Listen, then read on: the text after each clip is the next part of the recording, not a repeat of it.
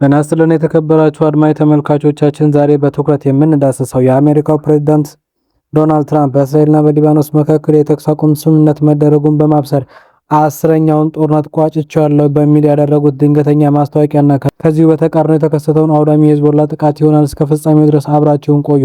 በመካከለኛው ምስራቅ ያለው የፖለቲካ ትኩሳት በየሰከንዱ የሚለዋወጥ ሲሆን ፕሬዝዳንት ትራምፕ ይህንን ታሪካዊ የተኩስ አቁም ይፋ ባደረጉበት ወቅት ከ10 ዓመታት በላይ የዘለቀውን ጦርነት በተሳካ ሁኔታ አጠናቅቀዋለሁ በማለት የውጭ ጉዳይ ፖሊሲ የበላይነታቸውን ለማሳየት ሞክረዋል። ይሁን እንጂ መሬት ላይ ያለው ተጨባጭ እውነታ ከዋሽንግተን የፖለቲካ መድረክ መግለጫዎች ጋር በእጅጉም ይቃረናል። ምንም እንኳን ትራምፕ ሰላም ወርዷል ቢሉም የተኩስ አቁም ስምምነቱ ታወጀ በተባለበት በዚያው ሰዓት በደቡባዊ ሊባኖስ በተሰማሩ የእስራኤል የመከላከያ ሰራዊት ወታደሮች ላይ ሄዝቦላ ከፍተኛ የቦምብ ጥቃትም ሰንዝሯል። ይህ አውዳሚ እርምጃ ሄዝቦላ ለስምምነቱ እውቅና የነፈገ መሆኑን በተግባርም አረጋግጦበታል።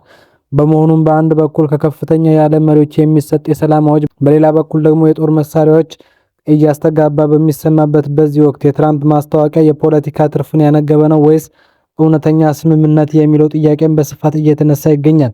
ከዚህም ባሻገር ሄዝቦላ በኢራን የገንዘብና የጦር መሳሪያ ድጋፍ የሚንቀሳቀስ ጠንካራ ኃይል ሲሆን የቡድኑ ድንገተኛ ጥቃት ጥልቅ ስትራቴጂካዊ መልእክት አለውም ተብሏል። በተለይም ቡድኑ የማንኛውም የውጭ ኃይል የፖለቲካ ጫና ሰለባ እንደማይሆንና የእስራኤልን ወታደራዊ በላይነት ለመፈተን የተደረገ ስሌት መሆኑንም ወታደራዊ ጠበብቶች ያስረዳሉ።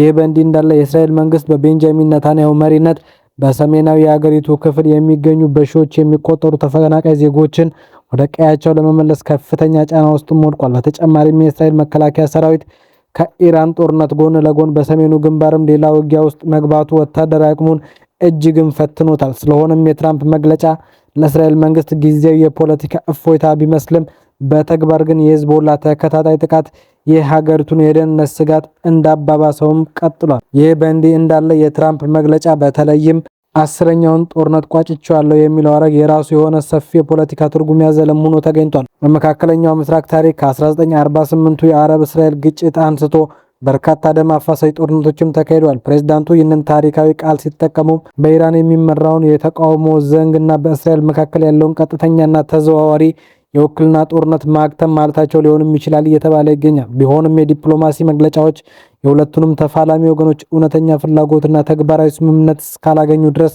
በወረቀት ላይ ከሰፈረ ምኞት እንደማያልፉ የጦር ሜዳ ውሎችም እያስገነዘቡ ይገኛሉ። በሌላ በኩል የሄዝቦላ የቅርብ ጊዜ የቦምብ ጥቃት አሜሪካ በቀጠናው ያላትን የሽምግልና ሚና አቅም በተመለከተ አዳዲስ ክርክሮችንም ፈጥሯል። የዋሽንግተን አስተዳደር በእስራኤል ላይ ያለውን የፖለቲካ ተጽዕኖ በመጠቀም የተኩስ አቁም እንዲታወጅ ጫና ማድረግ የቻለ ቢመስልም በሄዝቦላና በዋናው ደጋፊ ኢራን ላይ ያለው አቅም ግን እጅግ ውሱን መሆኑን ይህ ክስተት ቁልጭ አድርጎ አሳይቷል። በመሆኑም አንድ ወገን ብቻውን የሰላም ስምምነትን ማወጁ የጦርነቱን ማክተም ሊያረጋግጥም አይችልም።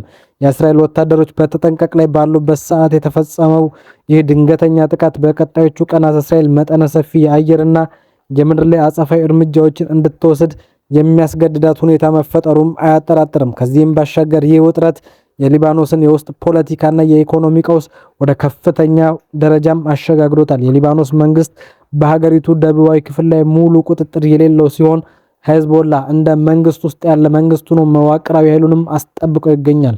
ንጹሃን ዜጎችም በጦርነት ፍርሃትና በሀገሪቱ የኢኮኖሚ መፈራረስ ምክንያት በከፍተኛ ስጋት ውስጥም ወድቋል። በተጨማሪም ዓለም አቀፉ ማህበረሰብ በተለይም የተባበሩት መንግስታት ድርጅት ሰላም አስከባሪ ኃይል በድንበር አካባቢ ያለውን ግጭት ማስቆም ባለመቻሉ ከፍተኛ ትችት እየቀረበበትም ይገኛል። ዜናችንን ለማጠቃለል ያህል ይህ የተወሳሰበ የጂኦፖለቲካዊ ትኩሳት የአሜሪካን የውጭ ጉዳይ ፖሊሲ፣ የእስራኤልን ህልውና፣ የኢራንን የቀጠናዊ የበላይነት ፍላጎት እንዲሁም የሊባኖስን አሳዛኝ የውስጥ ስብራት በአንድ ላይ አጣምሮ ያዘ የዘመናችን ታላቅ ቀውስ ነው። የዶናልድ ትራምፕ የማያወላዳ የሰላም ማስታወቂያና የሄዝቦላ አውዳሚ የቦምብ ጥቃት በሁለት ጽንፍ የቆሙ እውነታዎች ሆነው የቀጠናውን የነገ ዕጣ ፈንታም ይበልጥ አደብዝዘውታል። የተከበራችሁ አድማጮቻችን ለዛሬ ያዘጋጀንላችሁ የዜና ዘገባችን ይህን ይመስል ነበር። በሌሎች ወቅታዊና ዓለም አቀፋዊ የፖለቲካ ጉዳዮች ላይ ትኩረት አድርገን እስክንመለስ መልካም ጊዜ እንዲሆንላችሁ ተመኘን። ቸርን ሰንበት። ውድ ተመልካቾቻችን ቻናላችንን ሰብስክራይብ በማድረግ ቤተሰብ ይሁኑ። ሐሳባችሁን ኮሜንት ላይ ጻፉልን። ስለተከታተላችሁን እናመሰግናለን።